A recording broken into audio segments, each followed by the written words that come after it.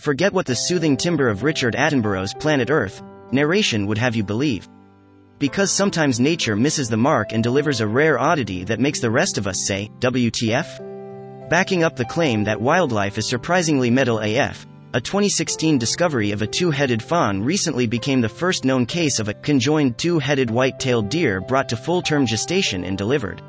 While polycephaly is definitely not common, it's also not as rare as most people believe it to be. From two-headed porpoises to a four-fanged cobra, it's clear that nightmare fuel exists all around us in the natural world. In May 2016, a mushroom hunter discovered the recently stillborn body of a two-headed fawn in a Minnesota forest. Stumbling across the twins a mile from the Mississippi River, the hunter then revealed his find to the Minnesota Department of Natural Resources, who froze the body until a necropsy could be completed. Soon after their discovery, the fawn's conjoined bodies underwent extensive lab testing such as multiple CT and MRI scans. According to Gino D'Angelo, a researcher at the University of Georgia, the deers had normal fur, heads and legs but internally shared a liver, extra spleens and gastrointestinal tracts. While cases of conjoined white-tailed fawns have previously been recorded, none of them ever survived the entire pregnancy and were then born. It's never been described before, said Lou Cornicelli, wildlife research manager for the Minnesota Department of Natural Resources. There are a few reported cases of two-headed ungulate fetuses, but nothing delivered to term. So, the uniqueness made it special. While the twins managed to survive the entire pregnancy, they sadly did not survive the birth. Their anatomy indicates Tay fawns would never have been viable, said Gino D'Angelo. Yet, they were found groomed and in a natural position, suggesting that the doe tried to care for them after delivery. The maternal instinct is very strong. As their thorough examination is complete, the white-tailed twin fawns will soon be placed on public display and moved from the Minnesota NDR headquarters. We all thought it was pretty neat and we're glad to be able to show it to the public, said Lou Cornicelli. The taxidermists did a great job with the mount and treated it very respectfully. Polycephaly isn't limited to just fawns, of course. Pictured here is a two-headed cat apparently treated like two entirely different animals by its owner. With one face named Frank and the other named Louis, it's clear that the human companion to this natural oddity truly believes that beauty is not just skin, or fur, deep. Source: Rudy the pig boasts an impressive 3 eyes, 2 mouths and 2 snouts, which means he's often twice as hungry as the rest of his owner's livestock. I gotta get up 3 or 4 times a night to feed him. I think I've taken care of him a lot more than I have my daughter, said Rudy's owner. Employees at a crocodile farm in Thailand were shocked to discover that one of the crocs in their care was actually a set of conjoined twins. With separate heads and bodies, these two crocs have a hard time getting around as they're fused at the hips. One cockroach is bad enough, but 2 fused together in some sort of horror movie creepy, crawling nightmare? No thank you. In this short clip, you can clearly see a massive cockroach nearly half a foot long scuttling around the floor with 2 heads and 2 antennae. Incredibly, Iceland's own two-headed lamb has 2 fully functioning mouths but only 1 set of vocal cords.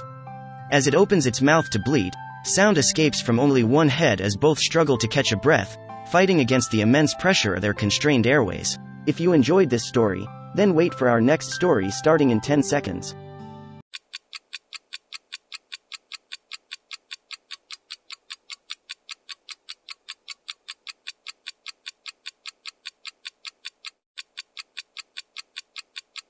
The dream of colonizing the Red Planet is becoming a reality. So who will be the first person on Mars? If Alyssa Carson has anything to say about it, it's going to be her. And it looks like she may get her wish. 100 years ago, the idea of landing on Mars was reserved for the world of fiction. Even the thought of landing on the moon was, well, out of this world. Back at the turn of the 20th century, books like A Princess of Mars, which featured the character John Carter, imagined what life could be like on the Red Planet, and it wasn't exactly a realistic portrayal. By the mid-20th century, making it to Mars was a concept that seemed a little more in reach.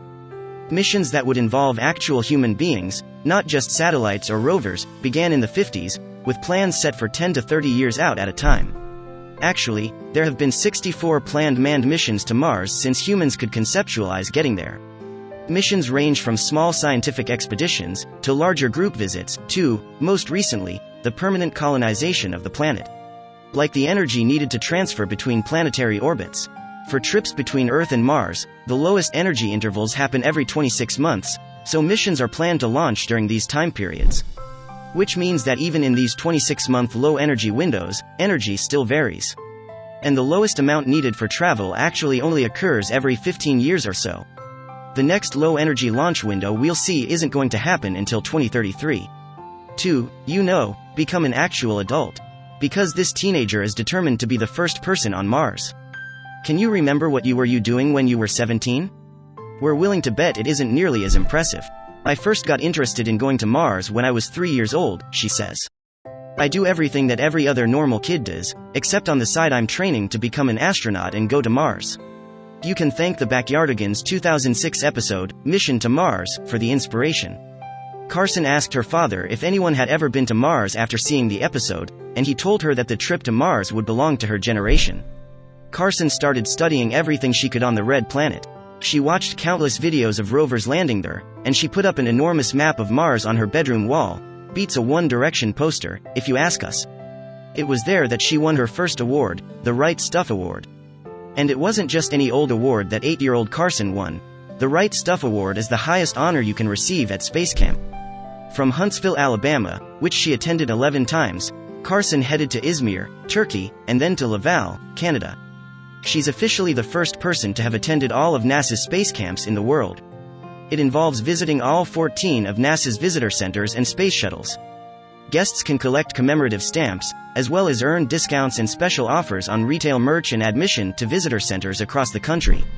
Carson turned in her completed passport just 4 months later, at the launch of the Mars orbiter, Maven, in Cape Canaveral. So in 4 months, she managed to hit 14 visitor centers, stretched across 9 separate states. Talk about dedication. It's a college-accredited program centered on astronaut training exercises, engineering challenges, team building, and mission simulation. Carson completed it before she was 16 years old, so if you ever want to feel unaccomplished, just know that there's a high schooler out there who knows how to build both a rover and a goddamn rocket. The Mars One program aims to establish a permanent human colony on Mars. Other ambassadors include a Nobel Prize-winning theoretical physicist, the chairman of the Netherlands Space Society, and the first Malaysian astronaut to venture into space. So, she's in pretty good company. In 2013, NASA invited Carson to join the Smithsonian Institution's MER-10 panel in Washington, D.C. to discuss future Mars missions. In 2014, she gave a TEDx talk, titled, I Am the Mars Generation. And she isn't even 18. POSSUM, Polar Suborbital Science in the Upper Mesosphere, is a non-profit research program with a focus on the upper atmosphere. Carson's graduation from it has officially certified her as a scientist and astronaut trainee. Carson, like any other regular 17-year-old, takes high school classes that don't have to do with the upper atmosphere, or rover building, or flight simulation. But she takes them at the Baton Rouge International School, in 4 different languages, English, French, Spanish, and Mandarin, because why wouldn't she? Not only are they native speakers in each of the languages they instruct, but the fact that they share their culture through their teaching opens the world beyond the boundaries of Baton Rouge. It also means that when Carson heads into space with other international travelers, she'll be better equipped to communicate. For college, Carson plans to head to Cambridge University to study science, then head on over to the International Space University in France for her master's in space engineering. Finally, she'll return to the US to study astrobiology at MIT. She plays the piano, dances ballet, plays soccer competitively, and is involved with Girl Scouts, the National Beta Club, and Book Club. So by balance, what we're really saying here is that Carson clearly lives by the motto, sleep when you're dead. Carson has completed over 30 hours of college credits so far, and she isn't even in college yet. On top of her space camp experience, she's undergone spacesuit training in 0Gs and has achieved an advanced scuba certification. Next up, she'll earn her private pilot certificate. With missions to Mars being planned for 2033, Carson will hopefully have a front row seat at the tender age of 32. That'll make her just 2 years younger than the average astronaut candidate. But as far as world experience goes, she'll be years ahead of the game. Carson's Mars quest is regularly updated via her website, NASA Blueberry. It's named after her call sign. There you'll find links to her social media, upcoming speaking engagements, and prior articles and interviews. And if you're curious about the upcoming mission to Mars, head on over to the Mars One page.